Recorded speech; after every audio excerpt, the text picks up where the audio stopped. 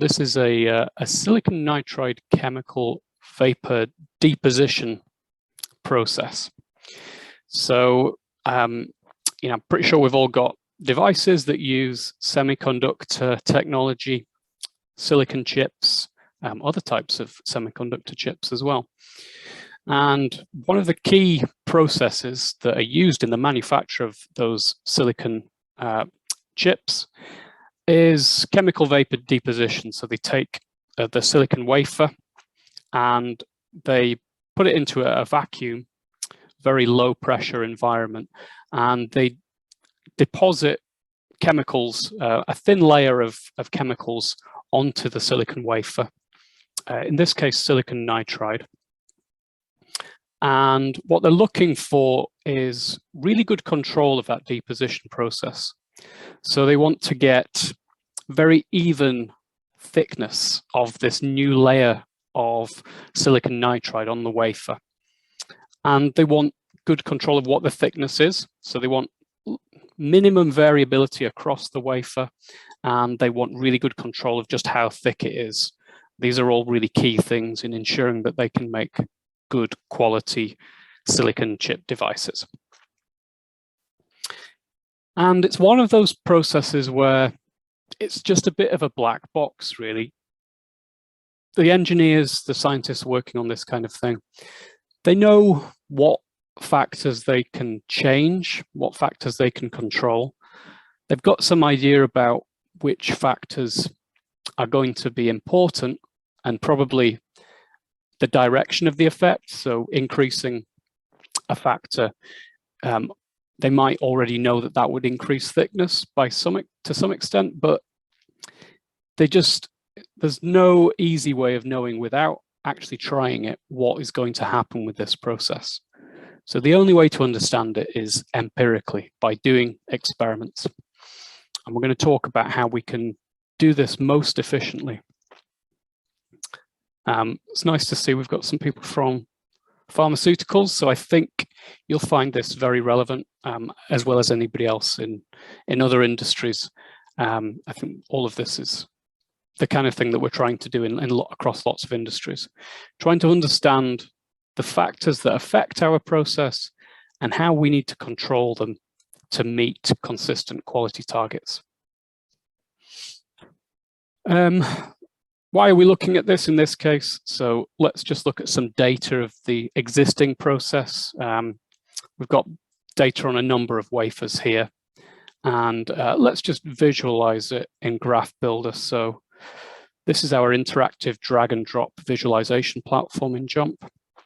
And what we do with these wafers is we take measurements across different coordinates on the wafer. So you've got a circular wafer, and we've got data points at different X, Y coordinate locations on that wafer. So we can see what the thickness and other properties are across this wafer.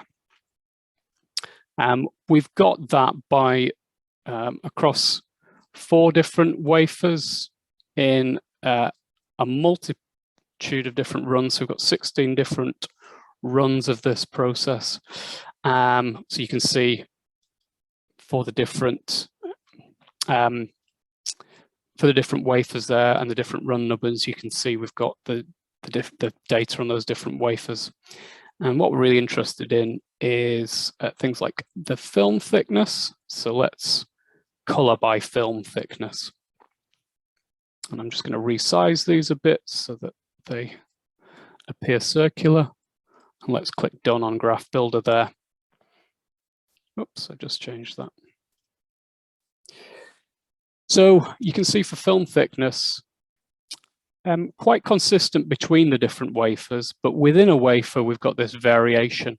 We've got low film thickness at the edges, and then it's higher going towards the center, but then in the center, it's lower again. So we've kind of got like a donut shape profile to the film thickness, which is not desirable. We want that to be consistent right across the wafer for every single wafer that we make. The other one was the refractive index is something else that we measure. So I'm going to turn on the column switcher so we can switch between those 2 variables. So let's look at refractive index now. And for this, we can see that within a wafer, it's consistent. So across the XY coordinates of the wafer, it's consistent. But between wafers, we've got very different refractive indexes. So we need to get consistent film thickness across a wafer, and we need to get consistent refractive index between wafers. We don't have a good control of this process at the moment. We don't know how to achieve consistency in this process just now. So we're going to need to do some experiments to understand this. So hopefully, that gives you a flavor of the very visual, interactive nature of JMP and how you can explore your data to gain insight very quickly just using some simple drag and drop, point and click visualization tools. So having established that there's a problem with this process, the engineers then brainstormed all the possible factors that might be affecting the process. So these were things like pump purge cycles, so the number of times they pump the gas in and out of the furnace before starting the process, the initial ramp rate, so they have a temperature ramp rate and vacuum ramp rates, ammonia flow rate, so they're flowing ammonia into this thing, various other factors like this. These are the things that they can change, that they can control, and they think might be affecting their important outcomes. And as you saw, we're measuring the outcomes across the wafer. We're just going to keep it relatively simple for today, and we're just going to look at the refractive index for each wafer, so the average across the different points on a wafer, and then the average thickness as well. So we're keeping it fairly simple with just two responses that we're measuring. So we can put this into a table in JMP. So we've got 9 factors that we want to look at, and we've decided, or rather the engineers here have decided the ranges over which they wish to experiment. So either 0 or between 0 and 5 initial pump purge cycles, ramp rates of between 200 and 500, ammonium flow rates of 60 or between 60 and 80, and so on. So this is key to your success with your experiments. You need to decide which factors you're going to vary and over what range. You need to set the range wide enough so that we are definitely going to see a difference, but not so wide that it just fails. So, an ammonia flow rate of between 60 and 80 is apparently sensible here.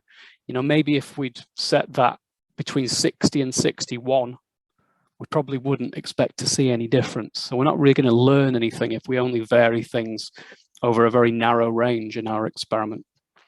But equally, if we had ammonia flow rates of between 1 and 1,000, well, maybe at 1, nothing happens. We don't get any kind of film. So there's no result that we can use.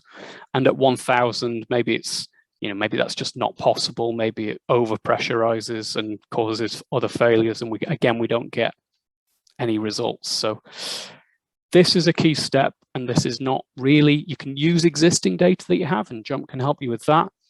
Really, it comes down to using all of your knowledge, experience, and even your intuition in order to decide which factors to vary and over what range. Once you've got that, it's quite simple to design your experiment. But let's first of all consider how many possibilities there are now. We've got 9 factors that we're trying to understand. So we want to understand the effect of these 9 factors on our 2 responses that we're going to focus on.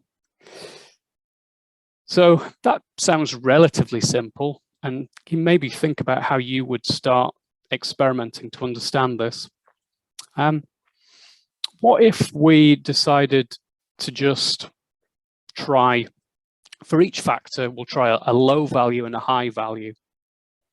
So there's 2 possible settings of each factor, just the lowest one and the highest one. Well, turns out there's an awful lot of different possible combinations of that. So if every one of your 9 factors, you can either set it low or high, there's actually 512 possible different combinations. So this is a table with all of those possible combinations of those 9 factors. So this first row here is everything set low. And then the final one is everything set high. And then you've got everything in between, all the other possible combinations of low and high for those 9 factors. So even keeping it quite simple, just looking purely at a low and high value of each one. And we're trying to understand how these factors affect the refractive index and the thickness of the film. And we'd really like to know what is the right setting to give us the thickness and the refractive index that we want. If we want to try all of those possibilities, that's just going to be really infeasible. So testing 512 wafers in this case would just be hugely expensive. It would take too long, and there would be a huge cost just in terms of the silicon wafers. So we can't possibly do that. But then also there's the problem that we're only testing low and high values. So we can just see that here for each factor, we've either got low or high, low or high. What if there's actually the best refractive index is somewhere in the middle of that range? It would be much nicer if we could test values, at least a value in the middle as well as the lowest and the high. We'd like to test low, medium, and high, really. So I'm going to show you how we can do that. We don't need to try and test all those possibilities. I'm just showing you that for illustration purposes, just to give you a sense of the overwhelming possibility space that there is in these kind of systems. So what we're going to do actually is something called a definitive screening design. So this is how the engineers actually solved this problem. They ran this experiment with 21 wafers in this case. And I'm just going to show you the end result. So from this experiment, they were able to build a model which told them how all of these 9 factors, so these are on the x-axis here, affects the responses on the y-axis. And you can see the green zones are the specifications. So we've got a specification of 700 to 1000 for the average film thickness in the center, and a specification of 1.9 to 2.1 for the average refractive index. And we can see again how each of these factors is affecting those 2 important response measures. So you can see how increasing deposition pressure, that will increase the refractive index and the thickness as well, the average thickness. We can see that deposition temperature has a curvilinear relationship with average film thickness. And deposition time is affecting the average film thickness, but it's not affecting the average refractive index. And in fact, these factors here have very little effect on either of our responses. So we don't need to worry too much about controlling these factors. We've found that we've got 3 key factors. Now, the next question might be, how do we need to control those in order to consistently achieve specifications? And this is something that we can do with a design space profiler. So I'll explain this in more detail shortly, but for now, I want you just to see that this is a way of understanding how we need to control these factors in order to achieve specification consistently. So if we control our factors within these ranges down here, we should achieve specification, both specifications that is, so on the refractive index and the average thickness, almost 100% of the time. And so we can use this as a way of understanding how to control the process in order to achieve specification. So this is our end result. Let me show you how easy it is just to get to that. So again, we had our defined factors. Now, with that, we can design the experiment, and the engineers here used a definitive screening design. So you need to specify what your factors are. So we've got some continuous factors here. So these are things that can vary anywhere between the low and the high values. We can have categorical factors in an experiment as well. So furnace A or furnace B, but all of our factors in this case are continuous. So we've got one of our continuous factors there, and we specify the range over which we're going to vary. And I'll just load in the other factors so you don't need to watch me typing.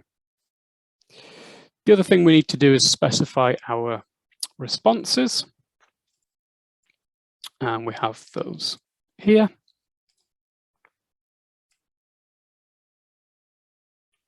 And again, we can type those in, but just to save time, I'll load them so that you don't have to watch.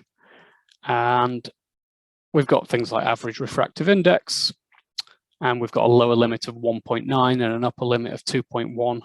So we can specify the goals for our process, the specifications that we have, that we're trying to achieve for each of those responses, and the factors and the ranges over which we're going to experiment. And then it's really simple. We just click continue. We can specify a number of extra runs. So let's assume we can afford to do a few extra runs. We make the design, and we have a design which tells us in this case, the 25 wafers that we're going to make, and the conditions that we're going to use for each of those wafers, for each of the runs of the experiment. So for that first one, we're going to set pump purge cycles to 2.5, initial ramp rate to 500, ammonia flow rate to 80, so on. And then we'll go away and run those. And that's how we've arrived at this, the experiment that I showed you previously.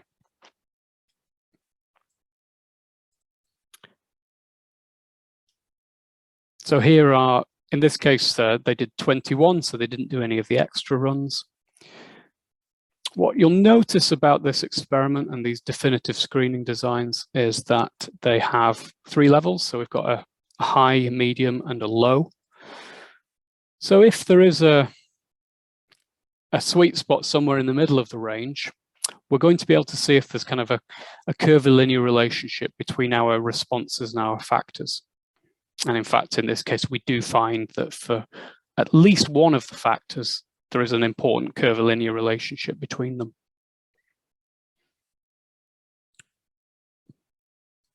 And here we've got all of the outcomes. So they've run these 25 runs of the experiment. They've done all the measurements. They've measured and we've got the average refractive index. We've got the average film thickness in the center. And for some of these other zones as well, we're not focusing on those today. We're just going to focus on these. And if you run a definitive screening design like this, there's a very simple analysis you can do to understand the relationships between your factors and your responses. And it's called fit definitive screening. But actually, before we do that, let's just visualize these. So we can use visuals like the distributions. So we're visualizing the average refractive index across the 21 wafers that were made in this experiment. And you can see the range here. You can see that there's a group of high refractive index. You can see the range of average film thicknesses as well. And then the variation in the factors that we controlled in the experiment. And we can interact with this, so I can select all of the ones with a high refractive index. And you can see how they might relate to the factors. So are there common characteristics? Are there any common factor settings for high average refractive index? Well, if you look through it, it seems like all of the high refractive index wafers used a setting of high deposition pressure. The other factors don't seem to play an important part. Let's select all the high thickness ones, and you can see high deposition temperatures. Again, the higher deposition pressures look important. Deposition time also looks to be important. And the other factors, less so. And we could use our graph builder, that drag and drop visualization platform that I showed you before, as another way of visualizing these things. So just plot scatter plots of the refractive index versus all our factors, or the average film thickness versus all of our factors. But let me show you again. In definitive screening, we have this fit definitive screening. So now we can fit a statistical model, a multiple linear regression model. And we'll do that for average refractive index and average film thickness in the center. And we select our factors. And just one click, and we've got an analysis that tells us that for the average refractive index, there's really only one thing that's important, and that's deposition pressure. For the film thickness, these three factors, or four in fact, but primarily these deposition time, temperature, and pressure are most important, and possibly this initial ramp rate, but that's less important. And there's actually higher order effects at play as well here. So in particular, there's this quadratic effect, so a curvilinear relationship between film thickness and the deposition temperature, which we can see visualized here. So we've got a model there, a multiple linear regression model telling us how each of our responses is affected by the factors and complex effects of those factors. So we can visualize that in a prediction profiler.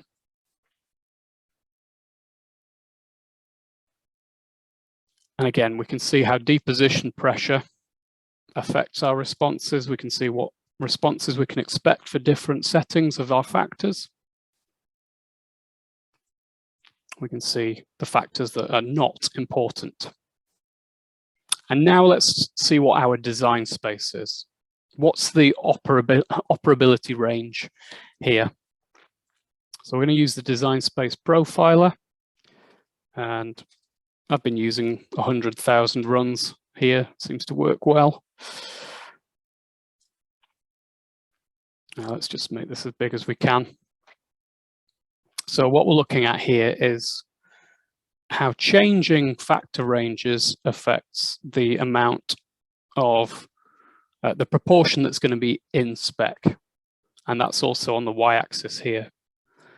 So where you can see a steep upwards line, that's suggesting that moving the control of that factor inwards, so in this case deposition pressure, that's going to have a big effect on the portion in spec.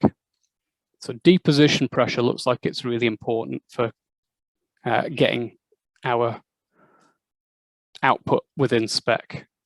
Deposition temperature, because there's that curvilinear relationship, there's a more weird shaped line here, but we can, if we can control it like this, then we're going to get higher portions in spec. So it's suggesting, tighter ranges for deposition temperature and deposition pressure. And I can actually click these buttons to sort of automate this process.